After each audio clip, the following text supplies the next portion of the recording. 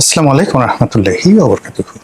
সম্মানিত দর্শক, শেখ হাসিনার দেশে ফেরার যে ঘটনা, তিনি দেশে ফিরলে কি হবে আর তিনি আদৌ ফিরবেন কি ফিরবেন না, এ নিয়ে আমার ব্যক্তিগত যে চিন্তা, এই চিন্তা আমি কিছুতেই দূর করতে পারছি না। আপনারা লক্ষ্য করবেন যে প্রতিটি মানুষ যখন আঘাতপ্রাপ্ত হয়, এটা শেখ হাসিনা নন কিংবা তারেক জিয়া নন কিংবা বেগম জিয়া নন, প্রতিটি মানুষই তার মধ্যে একটা প্রচন্ড প্রতিশোধ স্পৃহা থাকে, কারোর মধ্যে কম, কারোর মধ্যে বেশি। আপনি চিন্তা করুন যে আমরা অনেক কথা বলি, কিন্তু বাস্তবে ক্ষমতা লাভ করার পর পরিস্থিতি খুব অল্প কয়জন লোক তারা তাদের যে শত্রু তাদেরকে ক্ষমা করে দিতে পেরেছিলেন। এর মধ্যে সবার আগে আসে মোহাম্মদ রাসূলুল্লাহ সাল্লাল্লাহু আলাইহি সাল্লামের নাম, আর এর বাইরে রাজনীতিবিদদের মধ্যে ধরুন গাজী সালাউদ্দিনের যে ক্ষমার দৃষ্টান্ত ক্রুসেডারদের প্রতি, এটি এক অনন্য উদাহরণ। এর বাইরে যেটি হয় সেটি হলো রাজনীতিতে কখনোই কাউকে ক্ষমা করতে হয় না, কোনো অবস্থাতে ক্ষমা করতে হয় না। এবং যখন একটা মানুষ একবার ভুল করে, সে সেই ভুলটি দ্বিতীয়বার রাজনীতিতে কখনোই সে করতে চায় না, বা এটা রাজনীতিও সহ্য করতে পারে না। যেমন ধরুন তারেক রহমান সাহেব দেশে আসছেন, এসে তিনি বলার চেষ্টা করছেন যে তার সঙ্গে যে আচরণ করা হয়েছে, তার পরিবারের সঙ্গে, তার ভাইয়ের সঙ্গে, তিনি কোনো প্রতিশোধ নেবেন না। কিন্তু বাস্তবে কি তাই? আপনি গিয়ে দেখুন তো কি ঘটনা ঘটছে একের পর এক। আবার ধরুন উনি 2001 থেকে 2006 পর্যন্ত মূলত একটি ডিফ্যাক্টো সরকার পরিচালনা করেছেন। তার মা ক্ষমতায় ছিলেন, কিন্তু তার যে ক্ষমতার দাপট তার মায়ের চাইতে বেশি ছিল না কম ছিল, এটা প্রশ্ন সাপেক্ষ বিষয়। ওই সময়গুলোতে তার যে ভুল এবং ভ্রান্তিগুলো হয়েছে, এই জমানাতে এসে এর একটা সিঙ্গেল জিনিস বাদ পড়েছে, আপনি কোনো অবস্থায় দেখাতে পারবেন না। মনে হবে 2001 থেকে 2006 জনাব তারেক রহমান সাহেব যেমন ছিলেন এখনো ঠিক তেমনই আছেন। ওই সময়টাতে তার স্ত্রীর সঙ্গে তার চমৎকার সম্পর্ক ছিল, এবং আপনি ওই সময় দেখেন যে তার স্ত্রী এবং তার অনেকগুলো যুগল ছবি আছে। এই যে বিলাভড ফাদার, তার সন্তানকে তিনি স্নেহ করেন, তার সন্তানও তার সঙ্গে অনেক খুনসুটি করে। এবং জাইমা যখন খুব ছোট, তখন তাকে তিনি কোলে করে, কাঁধে করে, মাথায় করে তিনি বিভিন্ন ছবি তুলেছেন। ওই সম্পর্কটি তার এখনো অব্যাহত আছে। তার স্ত্রীর সঙ্গে যেহেতু উভয়েরই বয়স হয়েছে, এখন তারা একেবারে জীবনের প্রান্ত সীমায়, নাও দে আর তার স্ত্রীর বয়স কত আমি জানি না, কিন্তু তার বয়স তো 62-63 বছর। অন অ্যাভারেজে আমাদের এই বয়সটিকে বলা হয় বৃদ্ধ। তো কাজে এই সময়টিতে পারস্পরিক শ্রদ্ধার সম্পর্ক এটি বেড়ে যায় যে কোনো দম্পতির জীবনে, এবং সেটা তিনি প্রদর্শন করছেন। তিনি নম্র এবং ভদ্র আচরণ করছেন, যেটি সবাই তিনি যখন রাগ হন কারোর সঙ্গে, তো তার রাগের যে মূর্তি বা সুরত, এটি সবাই জানেন, তার আপনজন। আর তিনি যে সবার সঙ্গে কোমল ব্যবহার করেন, ভদ্র ব্যবহার করেন বেশিরভাগ মানুষের সঙ্গে, এটাও সবাই জানেন। তো কাজেই আমি তার মধ্যে কোনো পরিবর্তন দেখছি না। অন্যদিকে যেটা আছে, শেখ হাসিনার যে ক্যারেক্টারিস্টিক্স, আপনি যদি তার ক্যারেক্টারিস্টিক্স 1973-তে দেখেন, তার যারা আপনজন আছেন তাদের কাছে শুনে দেখবেন। আমি আজকের কাগজে যখন চাকরি করতাম, ঠিক সেই সময়টাতে তার স্বামী উনি নিয়মিত আসতেন, ডক্টর এম ওয়াজেদ। তিনি লিখতেন আজকের কাগজে, এবং আমার পাশের টেবিলে বসতেন ফরিদ কবির। তো কবি ফরিদ কবির মূলত ওই সম্পাদকীয় পৃষ্ঠাটা দেখতেন। তো যত লেখক আজকের কাগজের মাধ্যমে কিন্তু বাংলাদেশ একটা নতুন ডাইমেনশনের সম্পাদকীয় তৈরি হয়, যেটা বাইরের যারা কন্ট্রিবিউটর তারা এসে পত্রিকায় লেখা আরম্ভ করেন। এর আগ পর্যন্ত, বিফোর আজকের কাগজ, কেবলই মাত্র পত্রিকায় যারা চাকরি করতেন সহকারী সম্পাদক, তারাই পত্রিকার উপসম্পাদকীয় লিখতেন। তো সে কারণে আজকের কাগজ বাংলাদেশে একেবারে নতুন ধারার জাতীয় দৈনিকে, এই যে এখন আমরা যারা অনেকে সম্পাদকীয় লিখছি বা উপসম্পাদকীয় লিখছি, আমাদের শুরুটা হয়েছিল আজকের কাগজ দিয়ে। এবং সেখানে শেখ হাসিনার যে হাজব্যান্ড, উনিও আসতেন। প্রচণ্ড আড্ডাবাজ, খোলামেলা টাইপের মানুষ, এমন কোনো কথা নেই, একটু খোঁচা দিলেই হলো। সে বাসর রাতের কাহিনী থেকে শুরু করে আর যা যা আছে একেবারে ফটাফট সব বলে দিতেন। তো বুঝতে পারেন যে শেখ হাসিনার ব্যক্তিগত জীবন সম্পর্কে আমরা কিছু মানুষ যেভাবে জানি তার স্বামীর মাধ্যমে, তার স্বামী যদি সত্য কথা বলে থাকেন তাহলে অন্য সবাই ঠিক আমাদের মতো নন। এর বাইরে ওনাকে ব্যক্তিগতভাবে দেখেছি, সহকর্মী রূপে 5টি বছর উনি প্রধানমন্ত্রী ছিলেন, আমি একই পার্লামেন্টের সংসদ সদস্য ছিলাম, সেখানে দেখেছি। ওনার কর্মী হিসেবে তাকে দেখেছি।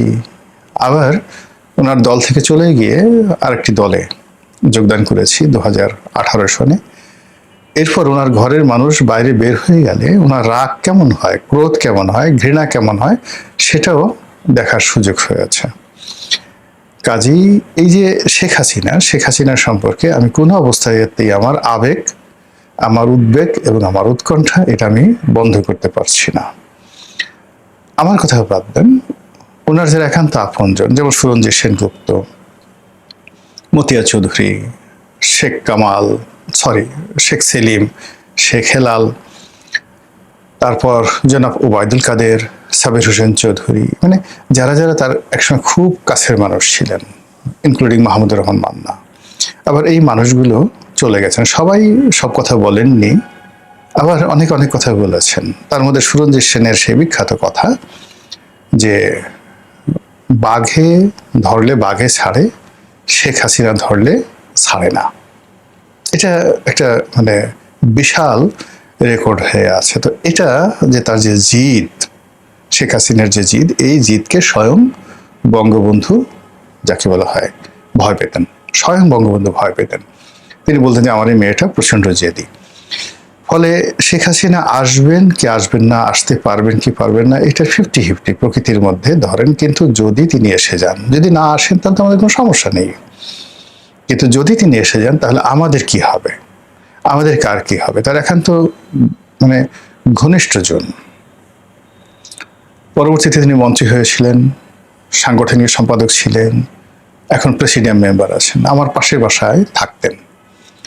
বয়সে বড়, কিন্তু যেহেতু মানে মানুষের দুনিয়াতে একটা অবস্থা হলো যে আপনার যদি অর্থনৈতিক অবস্থা ভালো হয়ে যায় তাহলে আপনার বয়সে যত বড় হোক, পদ পদবি যতই থাকুক না কেন, অর্থের কাছে মানুষ সবসময় মাথা নিচু করে রাখে। তো আমি যে নেতার কথা বলছি, হি ওয়াজ মাই লিডার, স্টুডেন্ট লিডার।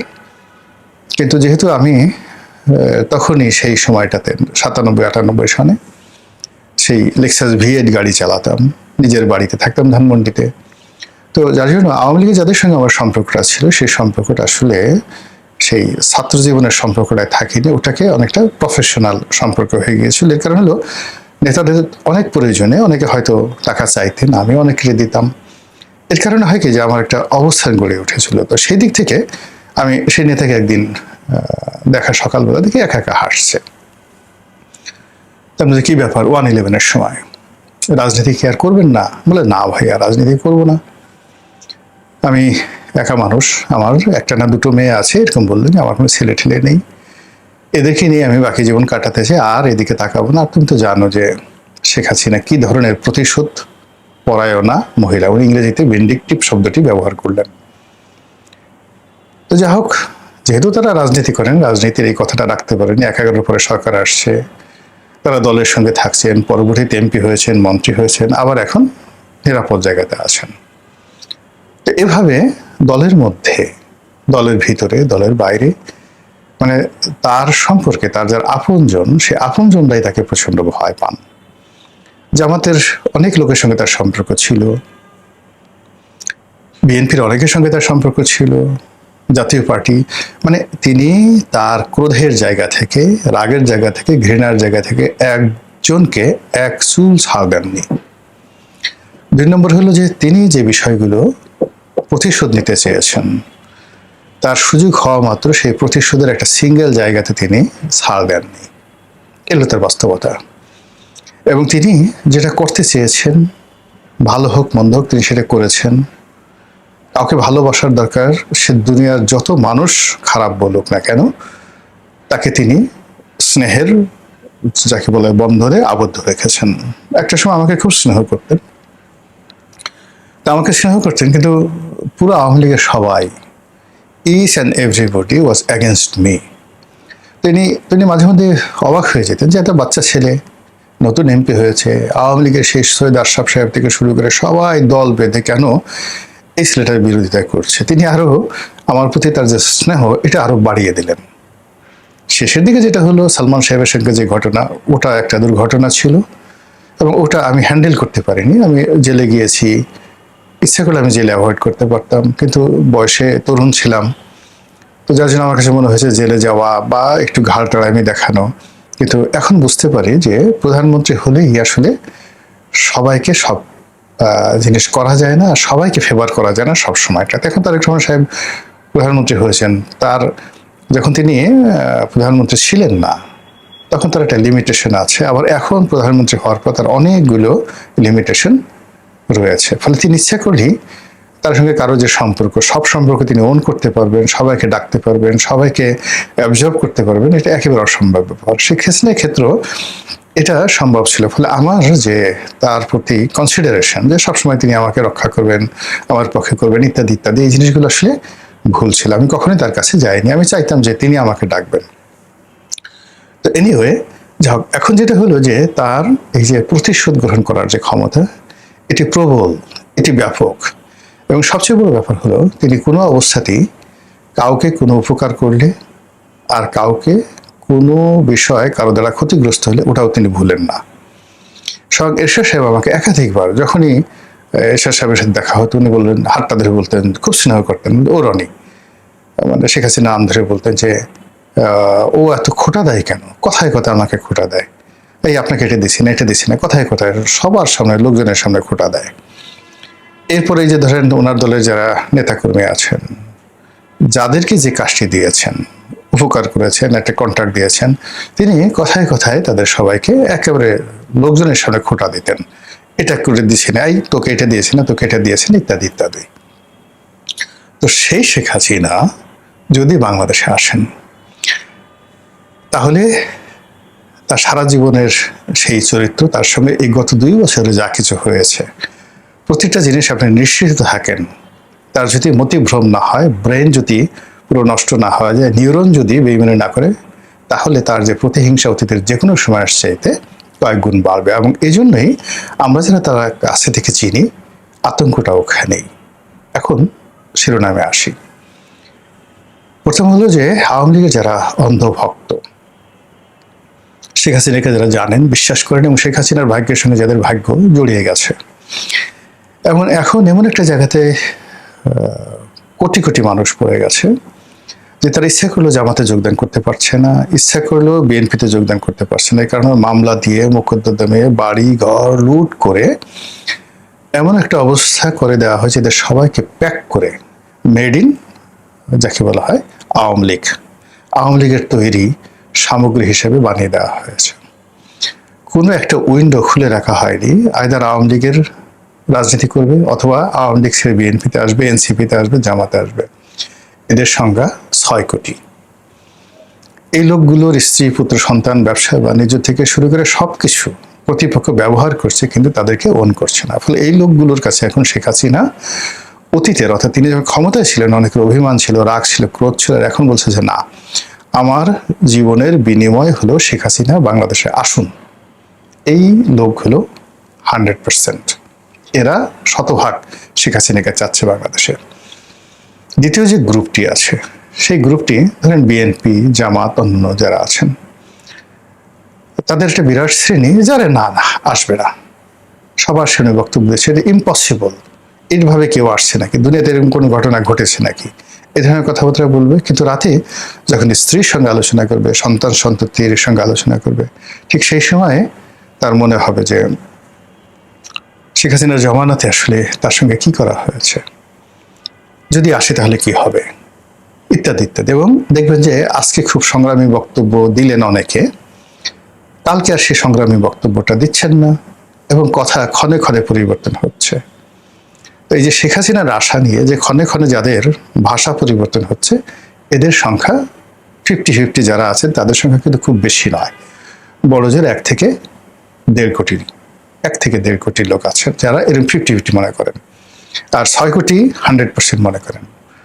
আর অন্যান্য যারা তরুণ আছেন, সেটা এনসিপির হোক অন্যান্য যারা হোক, তারা যারা বক্তব্য দেননি কিন্তু তাদের এই গত 2 বছরে যে কর্মকাণ্ড, ভিডিও ফুটেজ, অডিও ফুটেজ এবং রাষ্ট্রযন্ত্র এত শক্তিশালী, আপনি দেখেন কবে একজন মাজেদ বঙ্গবন্ধুকে হত্যা করেছেন, তাকে রাষ্ট্র খুঁজে বের করেছে। কবে মেজর মুজাফফর পালিয়ে গেছেন এবং জিয়াউর রহমানকে হত্যা করেছেন, এই রাষ্ট্র তাদেরকে খুঁজে বের করেছে। আপনি দেখেন আওয়ামী লীগ জমানাতে যারা সেই অন্যায় করেছে, অবিচার করেছে, দুর্নীতি করেছে, লোপাট করেছে, তাদের এই যে দুদকের মাধ্যমে বলেন, তাদের ফিঙ্গারপ্রিন্ট বলেন, তাদের যে ইভেন শেখ হাসিনার সঙ্গে তিনি হেলিকপ্টারে উঠে, শেখ হাসিনা হেলিকপ্টারে উঠে কাদের সঙ্গে কথা বলেছেন, সেই ভয়েস রেকর্ডগুলো, একদম র ভয়েস রেকর্ডগুলো এখন যে ট্রাইব্যুনাল, যুদ্ধাপরাধের জন্য যে ট্রাইব্যুনাল তৈরি করা হয়েছে, ট্রাইব্যুনালের হাতে আছে।